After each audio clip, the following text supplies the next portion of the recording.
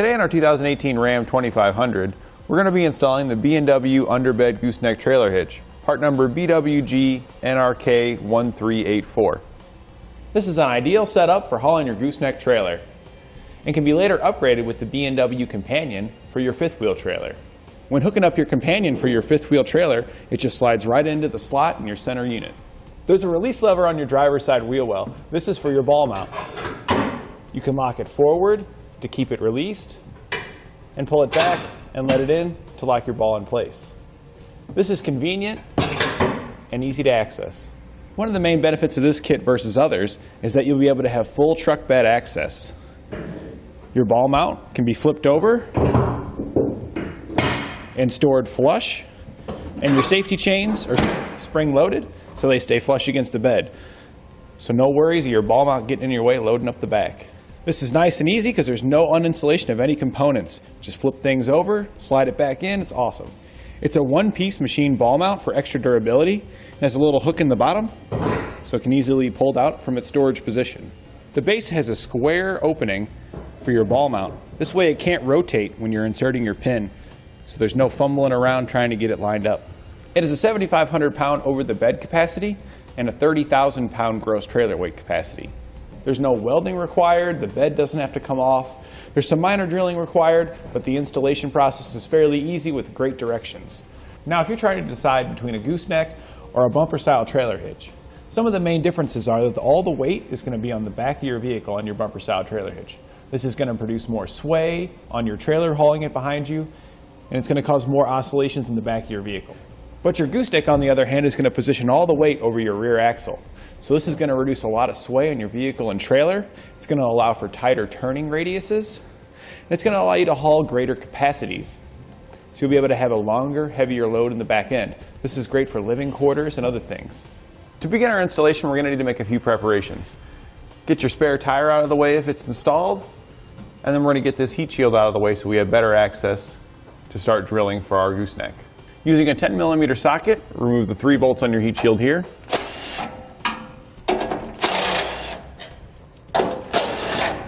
And the 2 bolts located on the other side of the heat shield here.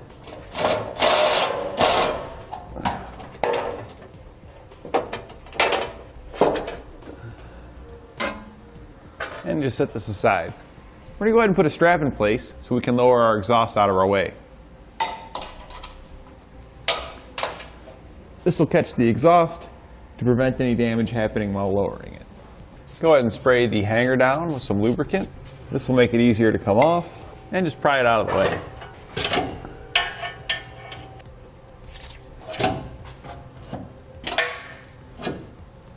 Now that we've got our heat shield out of the way, we can easily access the location we're going to be drilling for our gooseneck. Go ahead and take the template that comes in your kit, put it in the hole, and mark the middle. If you have a center punch that'll fit in the hole, you can go ahead and punch it now. If not, you may need to mark it with something else so that you can punch it later. Now that we've made our mark where to drill, we're going to go ahead and use a center punch to ping that to make it easier when drilling. Now that we've got our center punch, we're going to make a pilot hole using a 1/4" drill bit.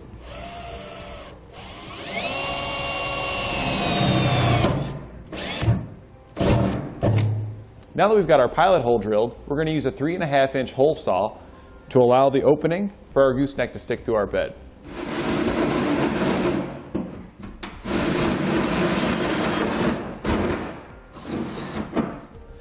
Now that we've got our hole drilled, we're going to go ahead and clean this up here. So grab a shop vac and just get all that out of there. Now that we've got everything cleaned up, we're going to go back with some protective coating. You can use some gloss enamel just to prevent any rust in the future. Next, we're going to take our plastic spacer and we're going to put it between our frame here and our bed. We're going to need to come around up top, slide it over, and push it in there. Now, it might be necessary for you to use a screwdriver or other small tool to finish pushing it into place. Go ahead and get this centered, and now our spacer is properly in place.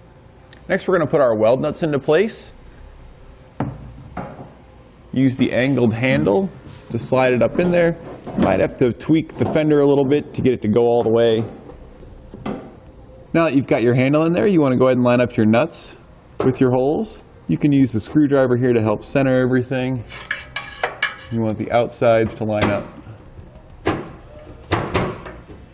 Now on our driver's side, it's going to be the same process, but you're going to have a harness in the way. Now just take a screwdriver or body panel removal tool and pop these harness clips up out of the way so you can get your weld nuts in place. Now with our harness moved out of the way, we can slide our weld nuts in, just like we did on the other side. Might have to move the fender out of the way a little bit. And again, center your weld nuts with the holes in your frame here. This is a good time to grab your harness and pull it back down and clip it into place. Now we can go ahead and put our gooseneck up into place. Make sure that when you're putting it up, the hole is towards the front of the vehicle and the handle is on the driver's side. Now you'll take your large hex head bolts included in your kit, line it up with the hole in your weld nuts, and go ahead and get it started. Once you get one started, that'll hold that up, and then you can move on to your next bolt. Now you want to go back and snug your bolts up. You don't want to have them all the way tight. You want to have a little bit of play because we need to make sure that we're centered within our hole. You'll measure the distance between your center section and your frame. We're going to go ahead and use the spring here and make sure it's the same on both the passenger and driver's side. And then you'll make any adjustments pushing it left or right as necessary. Now that we've got everything centered, go back and tighten them all the way down. With everything snugged up, go back and torque them to the specifications in your instructions.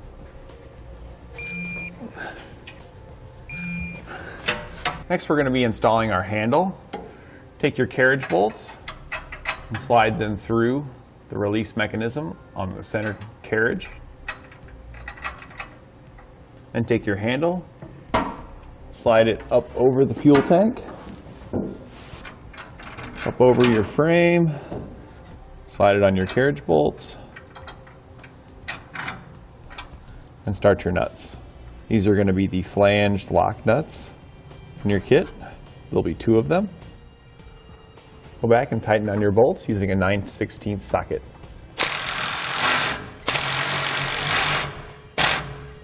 Then go back and torque your bolts per the specifications in your instructions. We're going to drill out our safety chain mount locations now. Make sure that your pin is engaged and then insert your ball mount. This way your ball mount will stay raised up as it sits on the pin. We're going to use that with our template provided as a guide. Go ahead and slide that down over it. And then refer to your vehicle and the gooseneck kit that you're installing to find the appropriate holes. Ours is 1384, so we'll be using these holes. Go ahead and mark your holes. And then again, use your center punch to make sure you drill straight. Now we can drill out our holes. We're going to be drilling it to a 1/2 inch. However, I'm going to start with a 1/4 inch hole as a pilot hole to make it easier to drill through. Then we'll step it up to 1/2 inch. A little lubrication makes the drilling process faster.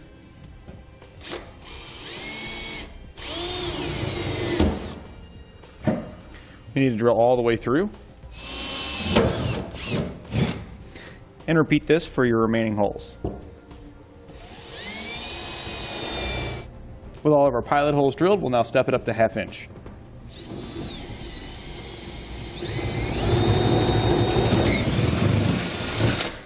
And repeat that for your remaining holes.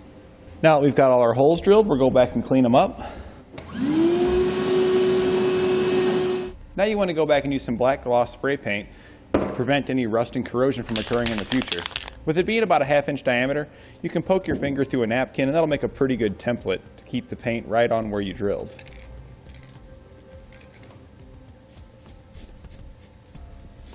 Now with our holes painted over and drilled, we can slide our U-bolts down.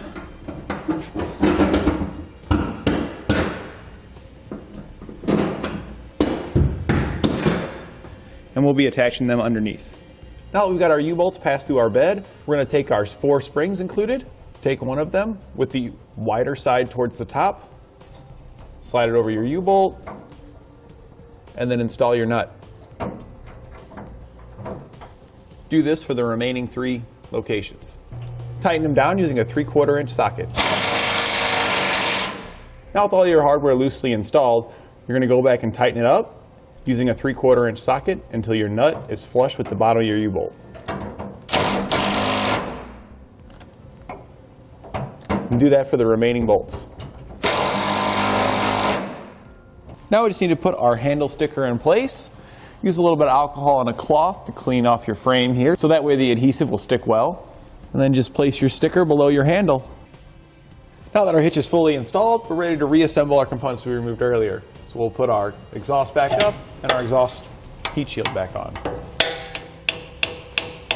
Then put your spare tire back up and reinstallation is complete. Slide your ball mount in and re-engage the pin and you're ready to go. And that completes our installation of the B&W Underbed Gooseneck trailer hitch on our 2018 Ram 2500. Thanks for watching. Click the link in our description below to shop, learn more, or visit us at Etrailer.com. And leave us a comment if you have any questions.